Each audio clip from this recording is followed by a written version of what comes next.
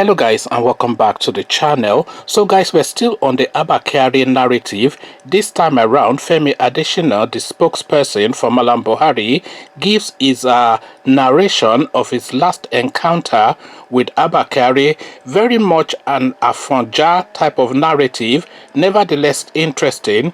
Guys, I bring you this, my last contact with Abba Kyari by Femi Adesina. So that's the headline, and a Afonja piece, as I said, but nevertheless interesting. The headline again, my last contact with Abba Kyari by Femi Adesina, and this is what Femi has to say. So the prose is very much like a novella, sort of like a literary fiction, and he starts it off with this.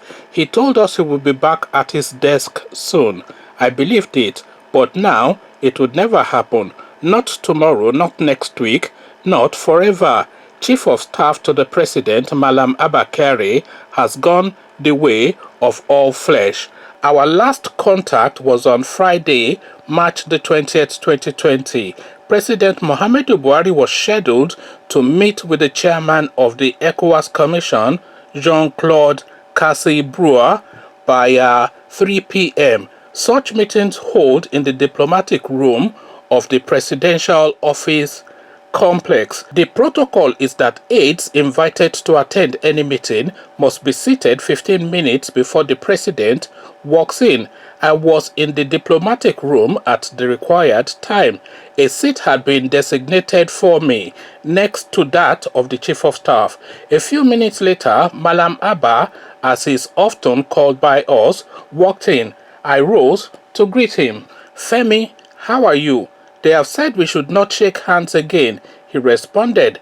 Rather jocularly, he extended his right foot. I touched his foot with my own, and we laughed. Leg shake instead of handshake. At the dot of 3 p.m., he does it like clockwork, the grand old soldier, so that is in parentheses. The president walked in. We all rose to welcome him, as we normally do. The ECOWAS Commission boss had come to discuss the ensuing constitutional crisis in Guinea-Conakry, which was to hold elections that weekend. After 10 years in office and at 82 years of age, President Alpha Conde had insisted on running for another term in office, and he tinkered with the country's constitution to make himself eligible. The opposition was having none of it, and there was civil disobedience in which some lives had been lost. President Buhari is the immediate past chairman of ECOWAS Authority of Heads of State and Government, and a highly respected figure in the sub-region. The ECOWAS Commission boss had come to consult him on the way forward for Guinea-Conakry. The meeting lasted for about 30 minutes, during which the situation in Guinea-Bissau had also come up briefly. When we rose, I had my opinion on what to do about the matters discussed. I consulted with Malam Abba and he agreed completely with me. I took my leave and headed back to my office. Walking right behind me was the chief of staff, flanked by Director General of the National Intelligence Agency and my colleague in the media house, Malam Garba Shehu. They were chatting. After I passed through the security screening point that would see me turn off to my office, I looked back instinctively. Why did I do it? I don't know. Still don't know. But it turned out to be my last view of Kyari. He was laughing as he talked with the two people beside him. The glass I took turned out to be the very final. About 72 hours later, Malam Abba was diagnosed with the deadly C virus, which sent him sadly on a journey of no return. Catching C-19, as the inelegant virus has been elegantly codenamed by the World Health Organization, is not supposed to be a death sentence. I had no doubt that Malam Abba would beat the infection and be back at his desk soon, as he promised. I prayed for him a number of times in the following 3 weeks. On Tuesday, April the 15th, the president was built to receive a delegation from the European Union by noon. As I walked into the presidential villa, I met a personal staff of the chief of staff. "How is Chief?" I asked. He told me he was doing well and that was what we believed. I am not much of a dreamer, at least not dreams with significance. Dreams come from a multitude of business, as the good book says. So, if a man drinks a bowl of gari before going to bed and he dreams of swimming in a pond or a river, he actually started swimming right from inside that bowl of gari. On Thursday night inward Friday, I dreamt the president and myself were in the corridor in the presidential villa. He was talking with me. Suddenly, by my right, I saw a figure waiting for me to finish with the president. It was Malam Abba, cladded in his usual white native attire with the trademark red cap, but this time there was no flowing agbada, which I found rather odd. He never or rarely appeared without the flowing robe. He was heavily bearded, another surprise, and the beard was all white. I rounded off discussions with the president and yielded space for the chief. I made nothing of the dream, but after he died, I shared my experience with my friend Malam Gaba Din Mohammed. He came to say goodbye to you, and you didn't know, my friend said. I didn't know till then that Gaba Din had the uncommon gift of interpretation of dreams. Well, now I know where to go the next time I dream. On Friday, April the 17th, I uncharacteristically went to bed after listening to the 8 p.m. news, and off I went, for he giveth his beloved sleep. No dream, no kakiri, that is wandering in my sleep, till my phone fetched me from far distance out of that deep sleep. It was 12:05 a.m. So this guy now, obviously, so this is me interjecting now. This guy now is obviously fancying himself as Wole Soyinka from the flow of this narrative. He fancies himself as a wordsmith or something, or some gifted novelist, which he certainly isn't. But we carry on. On the other end of the phone was a senior aide of the president. He told me he was there with two other very prominent personalities whom he named. Then he dropped the bomb. Malam Abba is dead, and we need you to issue a statement informing the public. I sprang from the bed with my head almost touching the ceiling. Sleep fled completely from my eyes. Abba Kyari dead? How? When? Where? But he promised us he would soon be back at his desk. This was sad, sad. I put the statement together. In the process, I had a feeling of deja vu. I remembered the day in September 2014 as I had typed the press statement announcing the death of Dingba Igwe, my boss, my friend and brother, who had got knocked down by a hit-and-run driver as he jogged on the road in Okota area, Lagos. I had worked under Igwe as a reporter for years and as editor of the Sun newspaper, whilst he was deputy managing director / deputy editor-in-chief before retirement. As I typed the announcement of Kyari's death, I remembered that day in August 2015 when I had been directed to announce his appointment as chief of staff. Ironically, the lot to announce his death also fell on me, the job of a spokesman, and that ends with an exclamation mark. From the time I issued the statement at 12:30 a.m. Friday, my phone never stopped ringing for hours. In this era of fake news, people want to reconfirm everything from the source. Despite signing the statement and putting it in different platforms of traditional and digital media, everybody who had access to me must call. My two phones rang simultaneously and ceaselessly. I was at home, planted in front of the television as Kyari was being buried at Gudu Cemetery. It all looked surreal. Yes, the man had a frail health at the best of time, but death, it didn't sound probable, though nobody actually knows when the Grim Reaper could come calling. As I watched Malam Abba being consigned to Mother Earth, my childhood thoughts came roaring back. What if he had only lost consciousness and he regained it after the sand had been heaped on him? What if he felt so much heat and he could not move or shout? Oh, the lot of a mortal man doomed to die, whether he liked it or not. I thought of Mr. President. I knew his pain, his torture, which he will bear stoically with equanimity. I'd seen him respond to news of the death of his allies, one of the most recent being that of Professor Tam David West last November. I saw the silent pain, the grief, the total submission to the perfect will of God.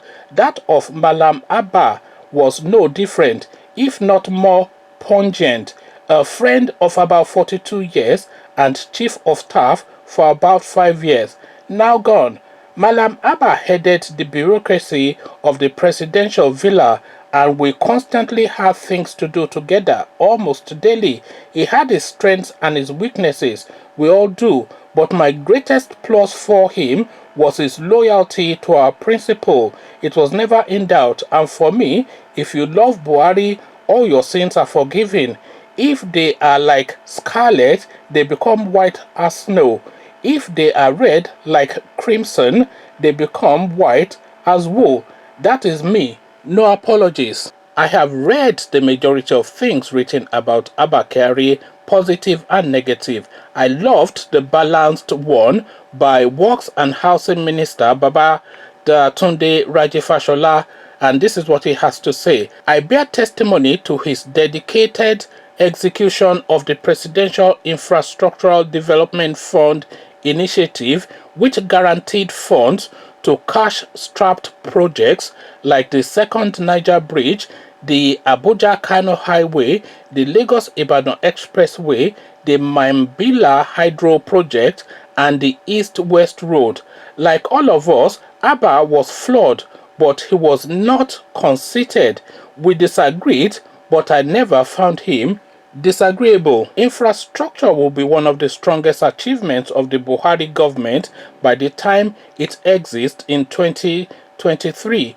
There is no way those great projects will be counted without the name of Kyari being mentioned, or the rice and fertilizer revolution and agriculture in general. He was the moving force behind most of them, translating the vision of the president into action. The good he did will live after him.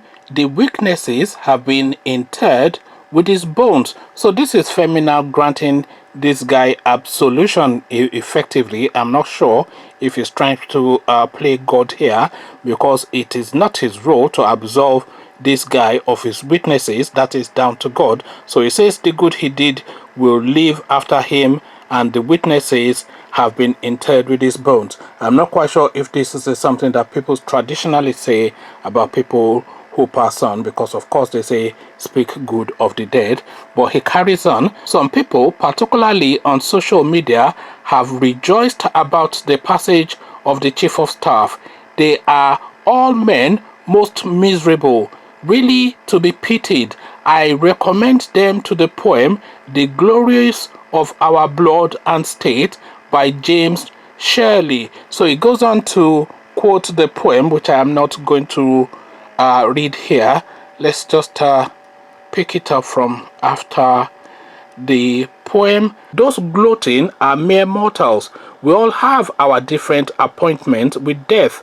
May it only be in the fullness of time is our prayer, but nobody has control over it. So he rounds it off with this last paragraph. Abba Kyari sleeps till the great day of awakening, after what Shakespeare calls life's fitful fever. He contracted the deadly virus on an official trip abroad, so he died in the line of duty. He has done his own. You too, do your own. for God, for country, and for humanity, and then he signs it off, additional special advisor, blah blah blah, with his title. So a long piece, and if I want to be fair, probably a well-written piece as well. At least there's a natural flow to it, there's fluidity to it. It's almost even poetic, so you have to give him that. But he used the word misguided a lot in this eulogy that is written to his friend, perhaps even his boss, and the de facto president of Nigeria. Some people will have it be the case, or have it as the case. But misguided was a word that he used at least a few times in that piece, and misguided really is probably how some people will sum up this eulogy that Femi Adesina has done for and in celebration of Abba Kyari, because for all of this flowing prose that he has written about this guy, the Nnamdi Kanu family will give you a completely different narrative. The people in the middle belt of Nigeria who are being savaged by the Fulani headsmen will give you a completely different narrative. A commissioner in Kano State took to his Facebook wall to celebrate the passing of this guy. So we're talking about Kano State. We're not talking about Ondo State. We're not talking about Oyo State. We're not talking about Anambra or Imo State. We're talking about Kano State. So loath was this guy, even amongst his own. So because the core center of them all is Kano State, and the echelon, of course, will be a commissioner, to the point that Ganduje had to sack that commissioner. This guy, a commissioner in Kano State, took to Facebook to celebrate the passing of this guy. So a polarizing figure. I'm not even sure if he polarizes that much, because the sentiments towards this guy weigh heavily in one direction, and it is only people who have a close association with him that are of a different view. So the people who have a close association with him that are now detailing this, you have to then look at their own view of this guy through the prism that they're looking at him. A lot of people have actually come out to say all of these things about this guy, and they're often government officials who are saying nice words about this guy. But let's look at this Femi Adesina narrative as an example, as just a micro capture of that view. So Femi Adesina is a spokesperson in the Malam Buhari regime. The Malam Buhari regime is effectively the Abba Kyari regime, because when Malam Buhari was being sworn in for his second term in office in 2019, he stated categorically that anything that has to come to him has to go through Abba Kyari first. And that included, by the way, also Vice President Yemi Osinbajo. So if Yemi Osinbajo wanted to approach Buhari on anything, he had to go via Abba Kyari, and to get via Abba Kyari to the president means that you have to be in the goods book and in the approval of Abba Kyari. So Abba Kyari was effectively the decision maker then, because it could prevent or stall or even present an idea to Malam Buhari in a way that will make that idea dead on arrival. So this guy effectively wielded a lot of power in that space. So all of these people now who knew that all of these powers were given to this guy by Malam Buhari would then of course say all of these words similar. If we capture all of the words that have been said by the government acolytes about Abba Kyari, and use this piece now that we have just read as the full capture of all of that, because everything that they have all said is all present in this piece by Femi Adesina. So if you look at all of these people now who know that the powers that was vested on this guy was so much, and the person that vested that power is Malam Buhari, who is sitting there, they have to say these words to echo in Buhari's ears, to say that I am loyal, sir. And they are not only saying it to echo in Buhari's ears that I am loyal, sir, they are also saying it to Buhari's ears to say I am available, sir. And not only are they echoing it in Buhari's ears to say I am available, sir, they are also echoing it in the ears of whoever is going to occupy that spot, that look, we're loyal to this guy till his passing, and we were loyal to him in his passing, so we are loyal people. So very much a political piece, and save your own skin sort of piece by this Femi Adesina. If you want to boil it down to a singularity, it's the narrative that he said that his relationship with Abba Kyari is built upon the foundation of the loyalty that Abba Kyari, that he perceived Abba Kyari having towards Buhari. So this is what he predicated everything on. Not that this guy was good for Nigeria,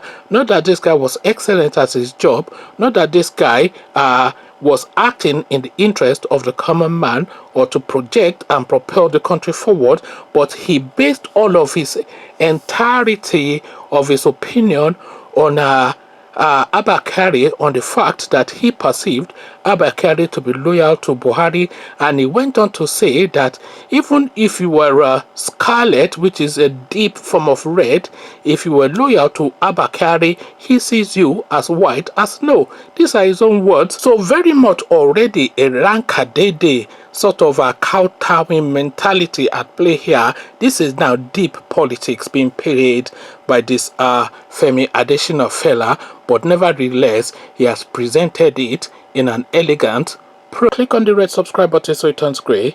Bell button notifies you every time I drop a new video. Then come tell me what you are making of what I am saying is a rankadede and an indobale piece by Femi Adesina. I would have gone in harder, but of course a man passed on, and really you have to respect that transition of life to death. So irrespective of whoever this guy is, you still have to respect that transition. So this is just why I'm a bit tempered in the tone, because really I would and should go in harder, but you can go in as hard as you like in the comment section where conversation takes place.